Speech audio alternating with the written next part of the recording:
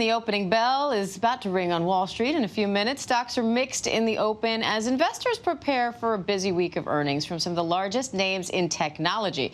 Business correspondent Deirdre Bolton joins me now with more. Deirdre, you call this week's earnings a report card for corporate America. What do you mean by that, and what are you watching for?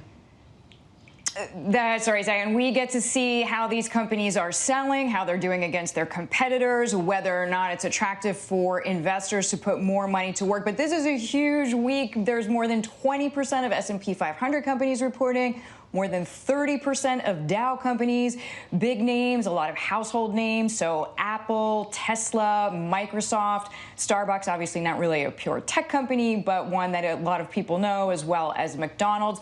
So this really just tells investors, hey, this is how we're doing. Do you want to make a bet on us or not? A lot of investors very focused on this week, Diane. Of course, we have the Fed meeting as well, likely to signal keeping rates low for a long time. Why do we care?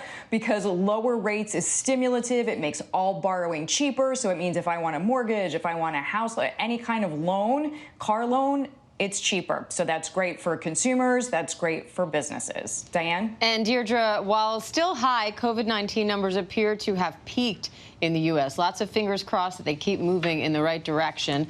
But what could that mean for the economy going forward if we do, again, fingers crossed, keep moving in the right direction here? I feel like my fingers are crossed right now. I know. Saying that, Diane, managing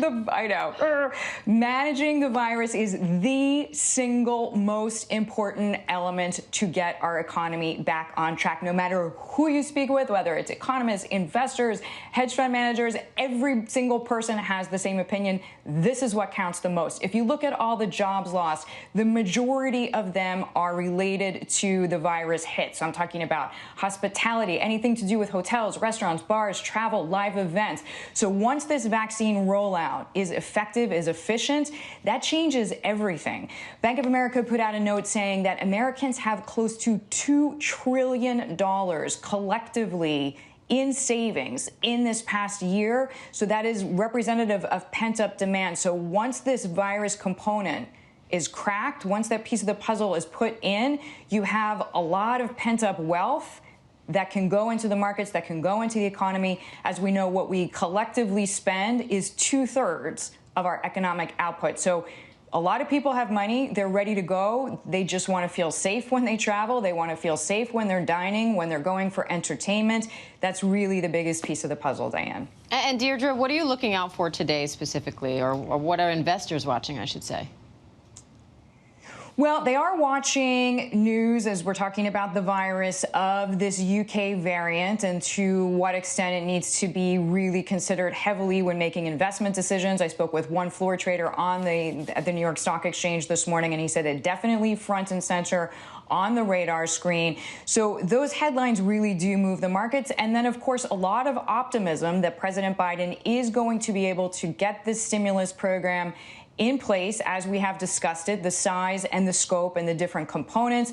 So I am hearing from a lot of investors that some of the market optimism that we've seen, especially last week, is quite frankly a bet that the Democrats will at least be able to get through, if not the $1.9 trillion package, at least a $1.1 trillion is what I'm hearing, even on the lower end.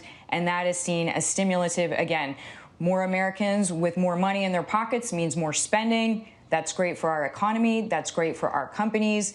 We hear better news in the future from their report cards a couple quarters from now, and hopefully we begin to trend a little bit higher, Diane. All right. A lot of hope there, and we will take the hopeful thoughts at least. Deirdre Bolton. Monday morning hope. Exactly. It's not often we have Monday morning hope. Deirdre, thank you.